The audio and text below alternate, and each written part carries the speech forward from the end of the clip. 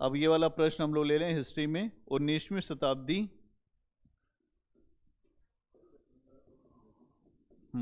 15 19वीं शताब्दी के 19वीं शताब्दी में 19वीं शताब्दी में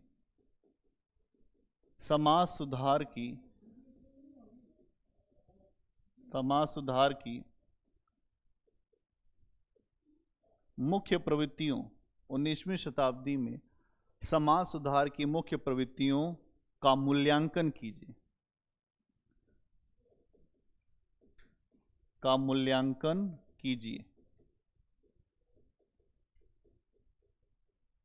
मूल्यांकन कीजिए। आगे क्या है? क्या इसका प्रवेश आम जनता में हो पाया? क्या इसका प्रवेश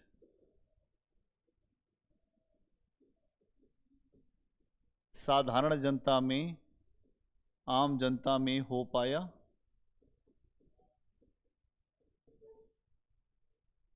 ये प्रश्न है।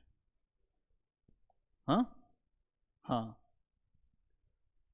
अब इसमें सबसे पहले हम क्या देंगे? एक भूमिका देंगे, और जो भूमिका में हम ये बताएंगे कि आधुनिक भारत के जो क्रमिक विकास में 19वीं शताब्दी के जो समाज सुधार आंदोलन थे उनका महत्वपूर्ण योगदान था। आधुनिक भारत के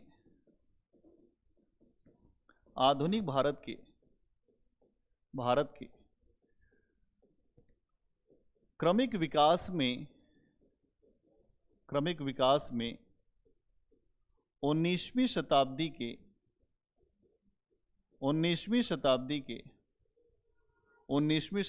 के समाज सुधार आंदोलन का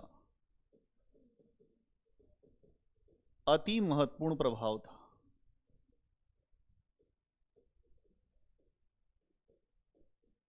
ठीक है, अति महत्वपूर्ण प्रभाव था। अति महत्वपूर्ण प्रभाव था, जिसने समाज को जनतांत्रिक बनाया और जो खराब रीति रिवाज से और अंधविश्वासों से बाहर निकालने का काम किया। जिसने, अगला पॉइंट इसी में बनाएंगे, जिसने समाज को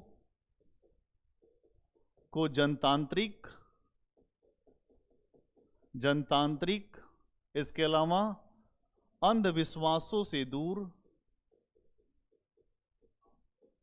अंधविश्वासों एवं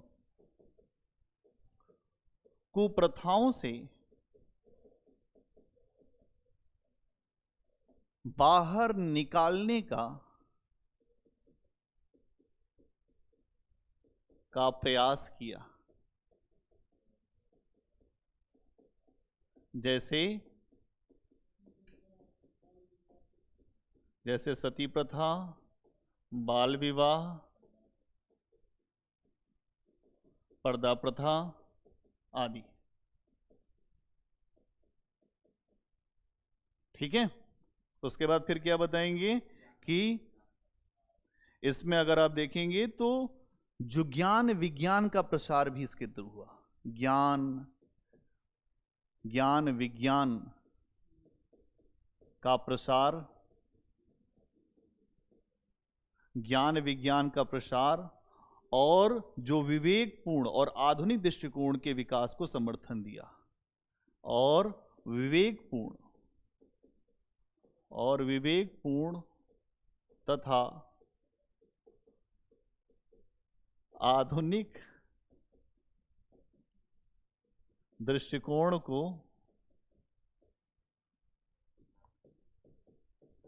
आगे बढ़ाने पर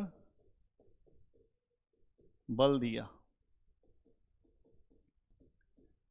ठीक है, ये है। अब उसमें भी थोड़ा जब हम बार बार बताएंगे तो कुछ चीजें नई जुड़ेंगी।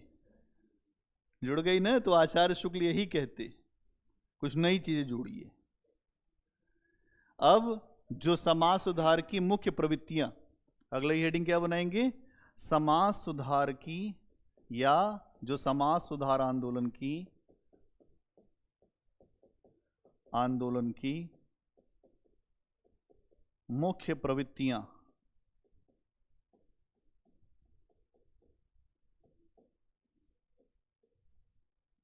मुख्य प्रवृत्तियां, तो पहली प्रवृत्ति आप बताएंगे कि अगर ये जो भी सुधार थे एक प्रांत या अन्य प्रांत तक ही सीमित थे, ये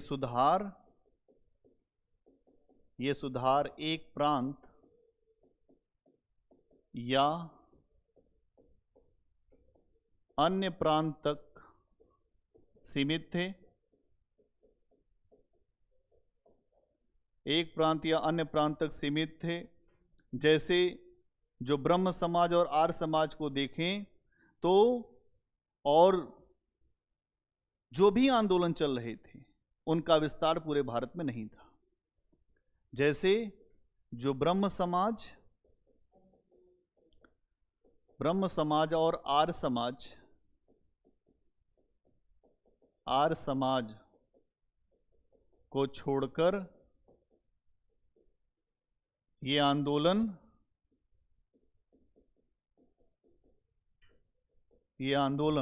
सीमित आधार के थे,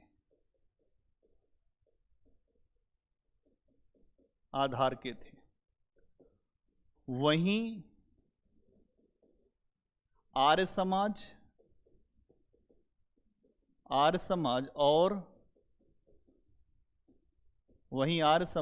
और ब्रह्म समाज भी कुछ राज्य विशेष तक ही सीमित थे, जैसे बंगाल और पंजाब।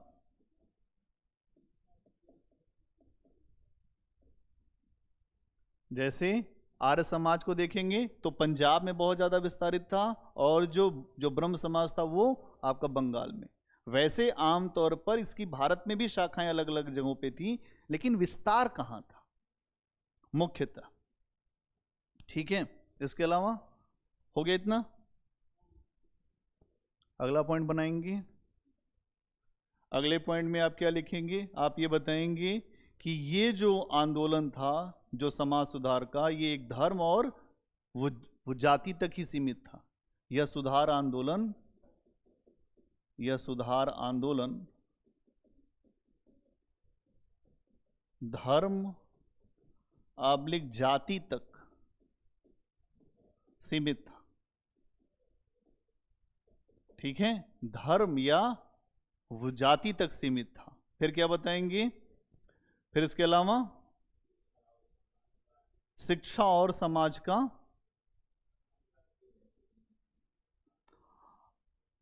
अलग अलग समय में ये आंदोलन अलग अलग स्थानों पर उभरे, अलग अलग समय में अलग अलग स्थानों पर यह आंदोलन उभरे।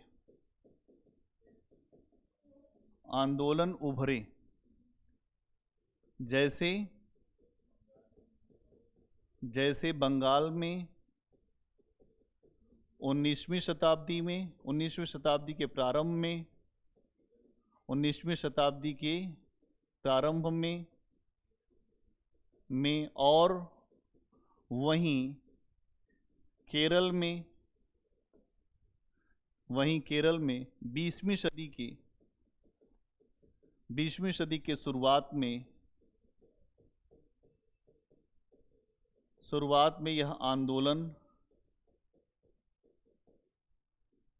यह आंदोलन हमें दिखाई देता है।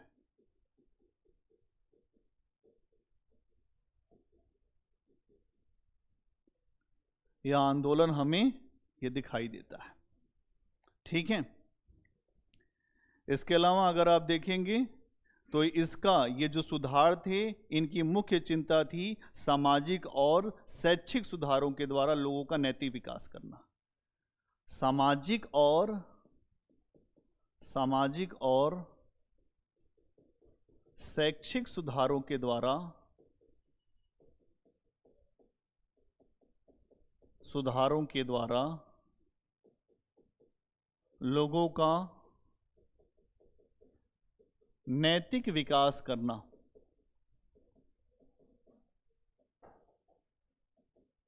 नैतिक विकास करना, लोगों का नैतिक विकास करना। क्या करना? नैतिक विकास करना। और अगर आप देखें, और इनकी प्रवृत्ति ये थी कानूनी हस्तक्षेप के द्वारा, कानूनी हस्तक्षेप के द्वारा, कानूनी हस्तक्षेप के द्वारा समाज में बदलाव लाना। ये क्या समझ रहे हैं आप? इस काल की जो प्रमुख प्रवृत्तियां थी उसके बारे में समझ रहे हैं, बदलाव लाना। ठीक है, अब आप बताएंगे, हालांकि ये जो 19वीं शताब्दी के जो सुधार आंदोलन थे, इनका उद्देश्य भारत में रहने वाले जो भी लोग थे उनके जीवन में जो ऊंचा स्तर करने के लिए लाया गया था। मतलब भारत में रहने वाले लोगों के जीवन स्तर को सामाजिक आधार पर, धार्मिक आधार पर, नैतिक आधार पर ऊपर करने के उद्देश्य से लाया गया था। तो आप बताएंगे कि इसका उद्देश्य, यद्यपि इसका उद्देश्य भारत के लोगों के सामाजिक,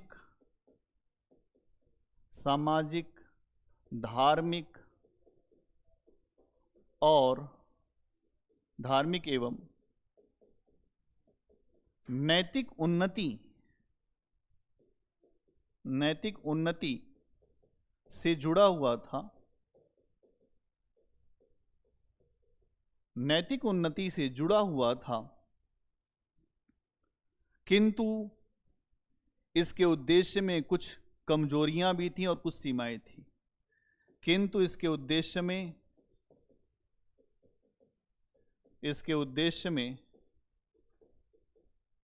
कुछ सीमाएं और कुछ कमजोरियां भी थीं। कुछ कमजोरियां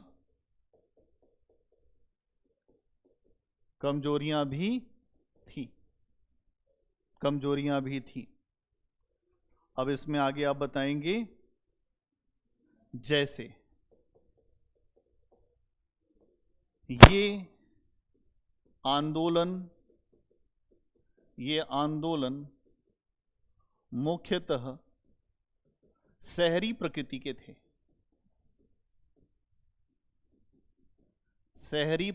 थे। ये आंदोलन मुख्यतः शहरी प्रकृति के थे। केवल आर्य समाज को छोड़कर केवल आर्य समाज को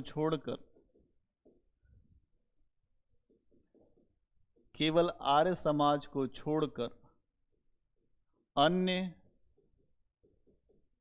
जो भी सुधार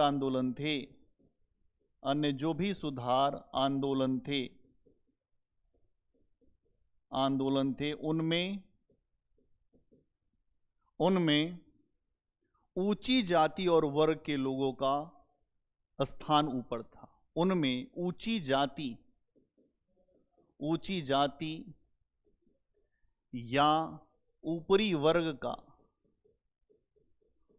का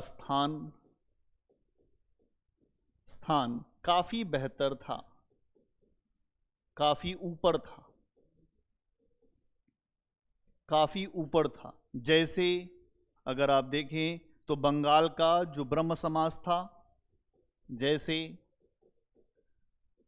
बंगाल का ब्रह्म समाज जिसमें वहां के भद्रलोक का प्रभाव ज्यादा था। भद्रलोक मतलब हायर क्लास का प्रभाव ज्यादा था। वहीं अलीगढ़ आंदोलन में अगर हम देखें तो ऊंचे वर्ग के मुसलमानों का प्रभाव ज़्यादा था। वहीं अलीगढ़ आंदोलन में देखें, अलीगढ़ आंदोलन में देखें तो ऊंचे मुसलमानों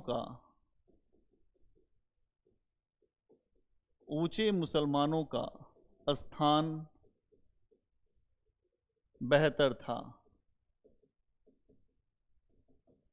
था। आम जनता इनसे दूर ही थी। आम जनता इनसे दूर थी। अब फाइनल निष्कर्ष पे आ रहे हैं।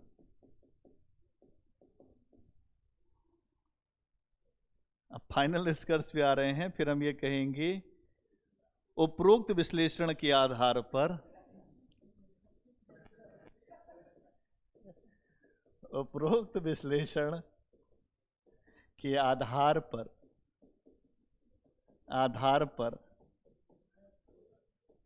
कहा जा सकता है कि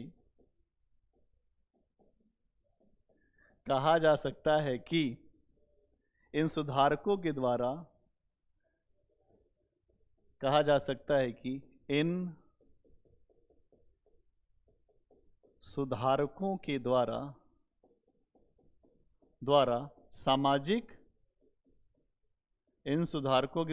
सामाजिक और धार्मिक कारकों की पहचान तो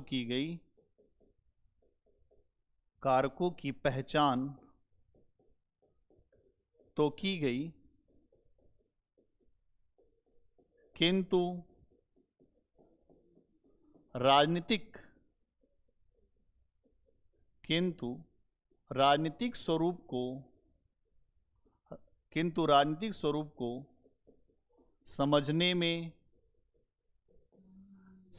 में इनसे भूल हुई और ये अंग्रेजों के शोषण को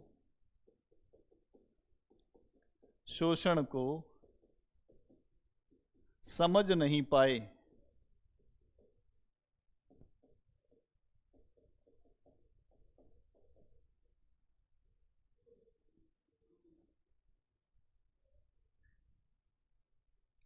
ठीक है, धन्यवाद।